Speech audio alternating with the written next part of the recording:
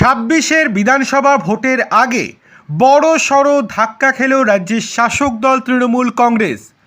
Magic দেখালেন রাজ্যের বিরোধী দলনেতা শুভেন্দু অধিকারী মহাশয়। তৃণমূলে বড় ভাঙন দড়িয়ে বিজেপিতে বড় যোগদান।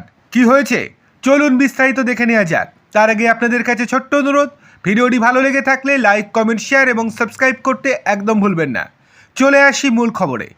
ভোটের আগে বড় ধাক্কা ঘাসফুল শিবিরে। একসময় ছিলেন প্রাক্তন খাদ্যমন্ত্রী জ্যোতিপ্রিয় মল্লিকের ছায়াসঙ্গী সেই মৃন্ময় কাশ্যপ এবং তৃণমূলের উত্তর ব্যারাকপুর পুরসভার কাউন্সিলর শ্রাবণী কাশ্যপই ছাড়লেন দল, যোগ দিচ্ছেন বিজেপিতে। বিজেপি সূত্রের খবর, খুব তাড়াতাড়ি তাদের রাজ্য অফিসেই শুভেন্দু অধিকারীর হাত ধরে যোগদান করানো হবে।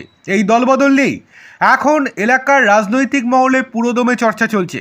কিন্তু কেন আচমকা এই সিদ্ধান্ত? একরাশ ক্ষোভ উগড়ে দিচ্ছেন 15 নম্বর ওয়ার্ডের কাউন্সিলর শ্রাবণী কাশ্যপী। তার দাবি, দীর্ঘদিন ধরেই দলে কার্যত গুরুত্বহীন হয়ে পড়েছেন তিনি। জনপ্রতিনিধি হিসেবে কোনো কাজই করতে পারছেন না। দলের ওপরতলা তো বারংবার জানিয়েছেন, কিন্তু কোনো ফলই হয়নি। তিনি বলছেন, ওয়ার্ডে কোনো অনুষ্ঠান হলে আমাকে আমন্ত্রণ করা হতো না, গুরুত্বই দিত না। যেখানে গুরুত্ব নেই সেই দলে থেকে তো আর লাভ নেই, সেই জন্যই আমি দল ছাড়ছি। একই কথা বলছেন প্রাক্তন খাদ্যমন্ত্রীর ছায়াসঙ্গী মৃন্ময় কাশ্যপীয়।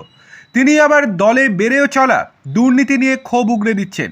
বলছেন, যেভাবে দল দিনে দিনে দুর্নীতিতে জড়াচ্ছেন তাতে পার্টি করতে গেলেই এলাকার মানুষ চোর বলছেন।